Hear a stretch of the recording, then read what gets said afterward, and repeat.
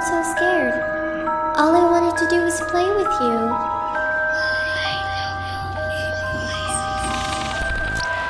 You're not afraid of the dark, are you?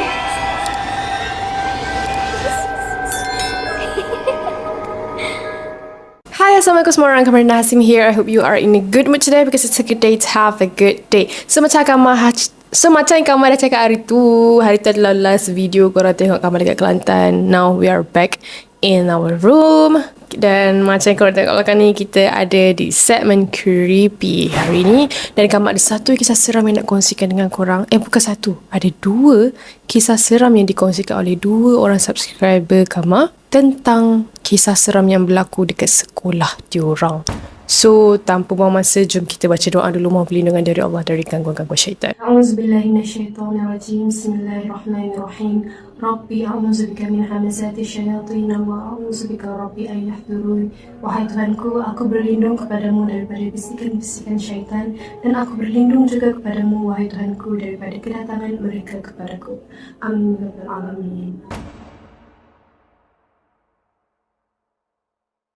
So, kisah yang pertama ni tentang kisah seram yang berlaku dekat Zira dan beberapa orang kawan dia yang lain. So, Zira bukan nama sebenar. Nak kongsikan satu pengalaman seram yang pernah berlaku dekat dia pada ketika dia berumur 11 tahun ya, darjah 5 lah. So, kita cerita pasal Zira ni dululah. Zira ni memang jenis yang datang awal ke sekolah. So, dulu dekat sekolah Zira ni tak ada tau peraturan yang dorang tak boleh naik ke kelas sebelum perhimpunan. Sekarang ni macam kau datang seawal mana pun, kau still kena tunggu, tak boleh naik ke kelas awal apa semua sebab nak jaga keselamatan budak-budak lah kan. Tapi dulu time Zira kat sekolah tu tak ada peraturan macam tu. So terserahlah dekat diorang kan nak naik ke turun ke before the perhimpunan start. So selain Zira ada seorang kawan yang selalu datang awal jugalah. Nama dia Nisa, bukan nama sebenar. So Nisa ni dulu kawan rapat dengan dia sebab hampir setiap hari diorang ni selalu plan sama-sama. Esok nak datang pukul berapa, nak makan apa sama-sama.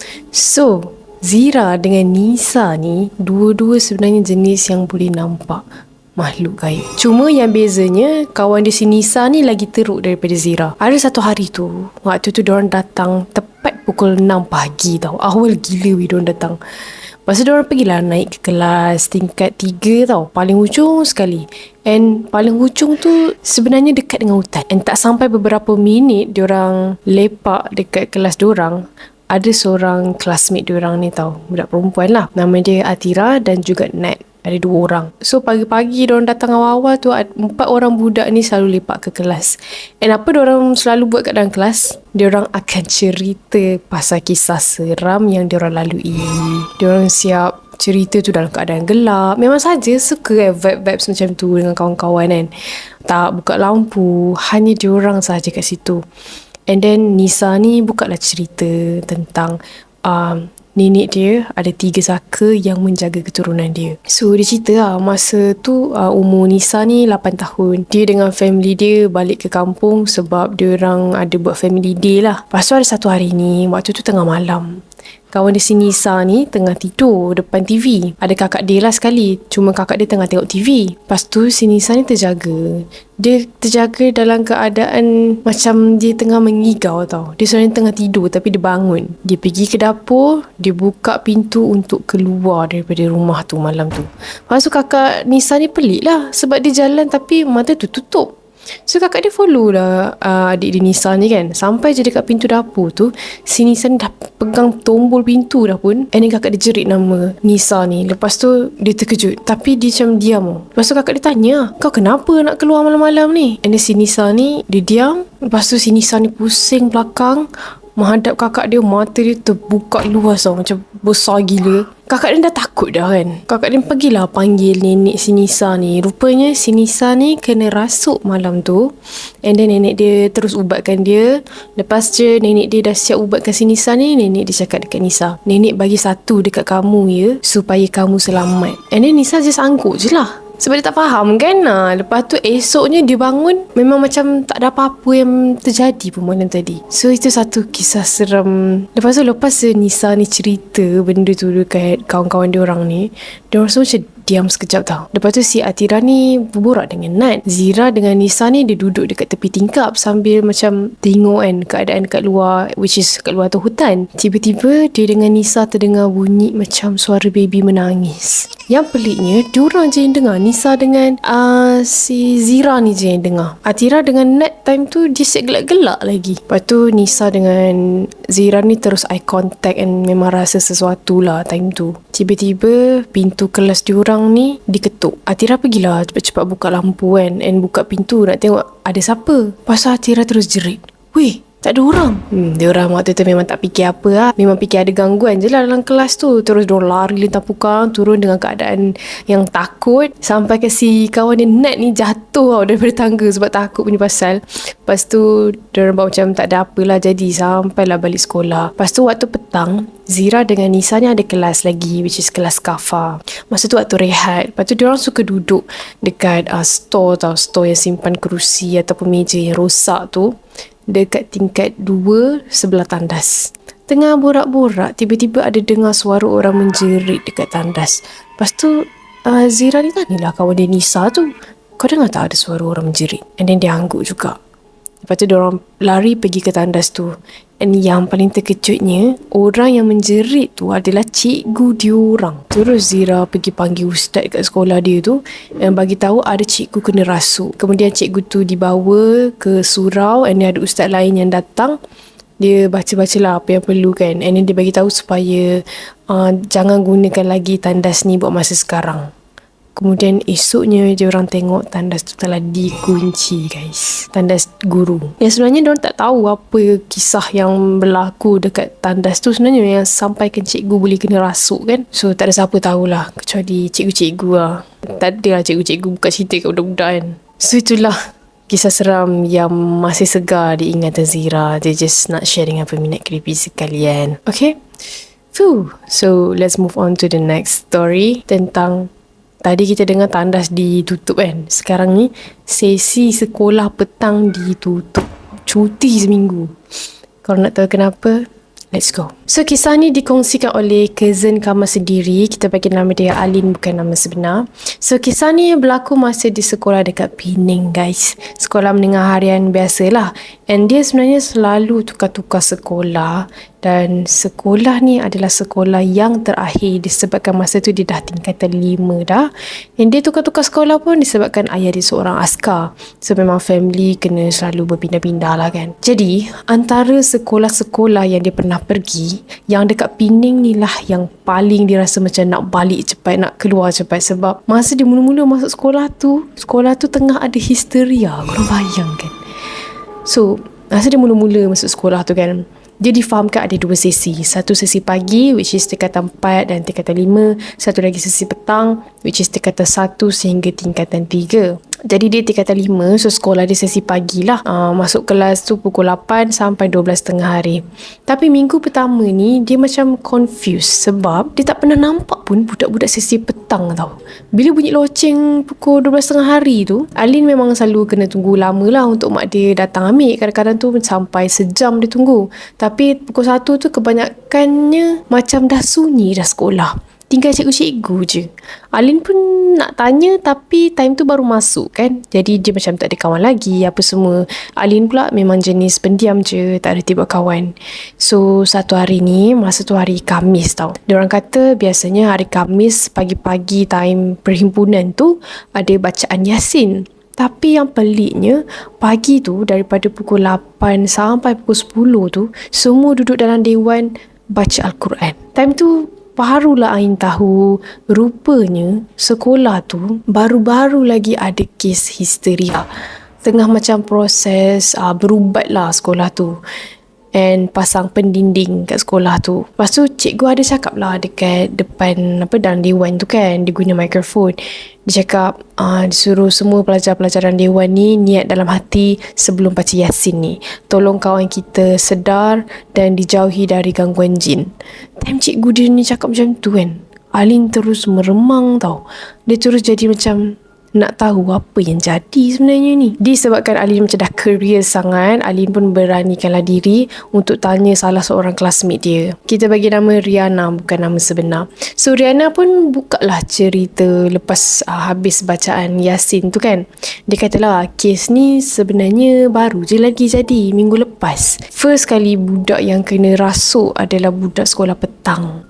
Budak tu tingkatan 2 tau. And dengar cerita masa tu dah nak habis sekolah dah. Diorang semua on the way pergi ke masjid lah untuk solat asar. Tiba-tiba ada seorang pengawas ni, dia kata dia jumpa seorang budak perempuan dekat dalam kelas tingkat 2. Kelas tu dekat blok D. And semua orang kat sekolah tu tahu cerita pasal blok D ni memang antara blok yang keras, sebab blok tu blok paling belakang sekali tau. Kira macam kalau ada apa-apa berlaku pun, ada apa-apa kes kat blok D tu, memang orang-orang yang dekat blok depan tak tahu, sebab dia memang macam terpinggir sikit. Lepas tu katanya dekat blok D tu ada satu pokok pisang.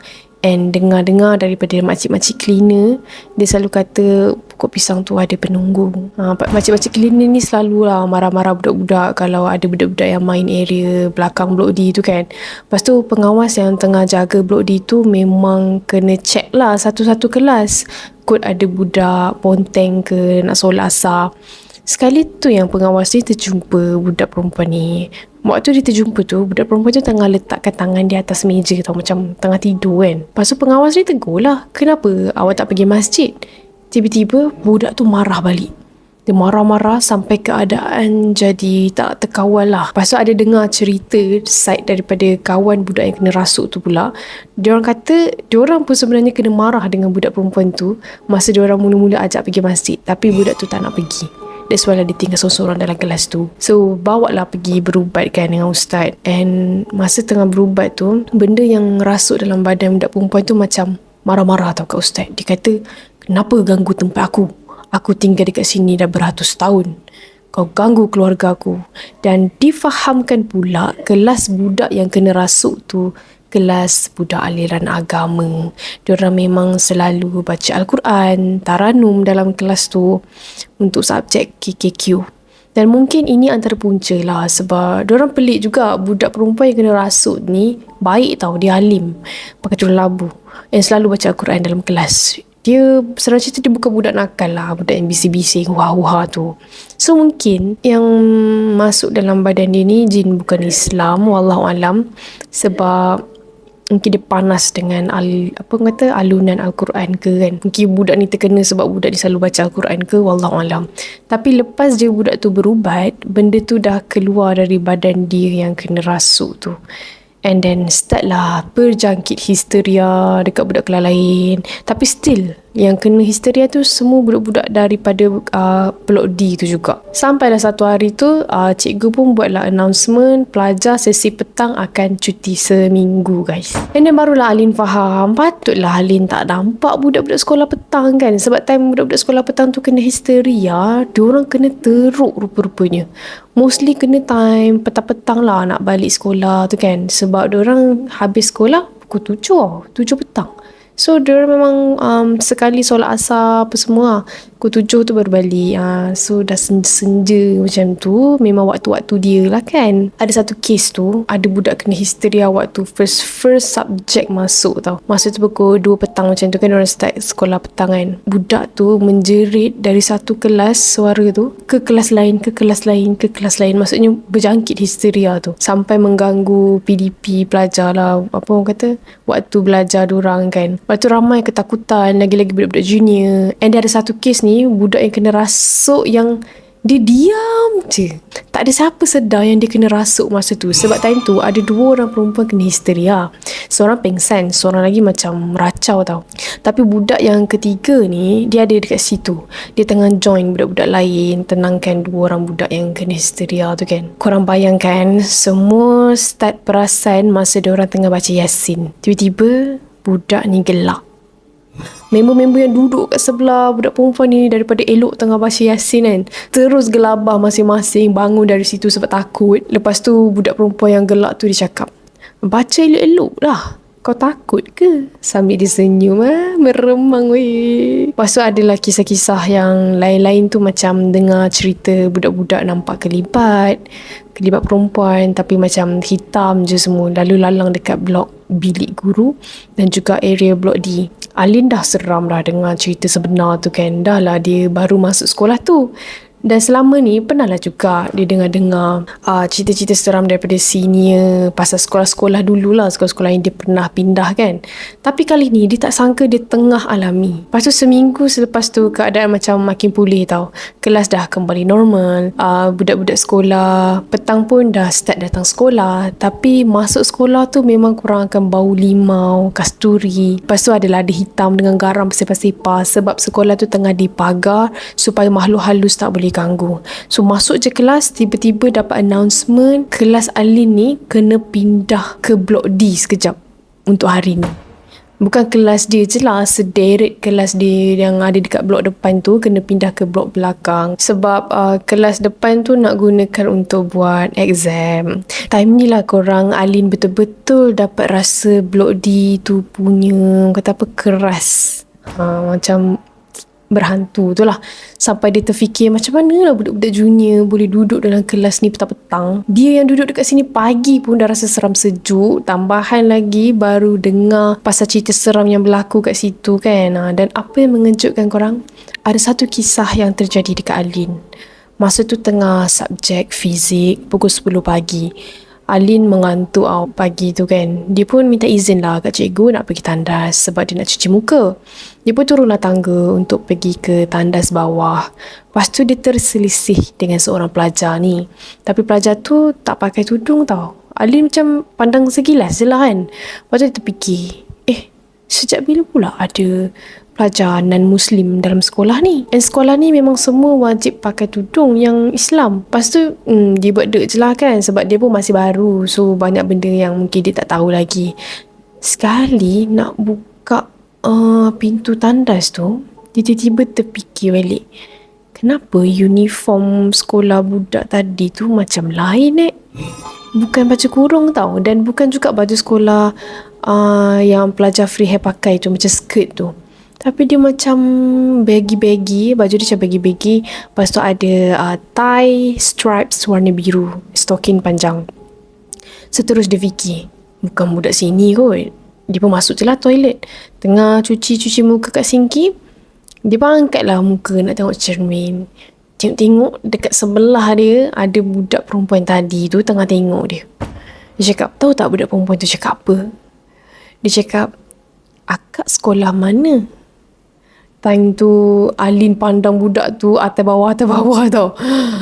Suara budak tu tak menakutkan pun menurut Alin, tapi memang rasa macam real, macam manusia normal. Cuma kewujudan dia tu yang menyeramkan bagi Alin. Lepas tu Alin cakap lah dekat budak tu kan, dulu saya sekolah dekat sekian-sekian, sebutlah nama sekolah tu. Lepas tu budak tu senyum. Alin pun senyum lah balik. And then Alin keluar lah toilet tu. Masuk je kelas, Alin tanya dekat classmate dia, tak tahu pula dekat sini ada pelajar non-Muslim. Lepas tu kawan-kawan dia katalah, ada ke? Mana ada? Memang semua Muslim kat sini. Sudah. Lepas tu Alin cakap lah yang dia terserempak dengan seorang perempuan tapi pakai uniform macam bukan sekolah sini. Terus kawan-kawan Alin semua suruh Alin pergi berubat weh. Dia risau lepas ni Alin pula yang kena rasuk. Tapi Alhamdulillah lah, lepas tu tak ada apa-apalah benda buruk yang berlaku dekat Alin.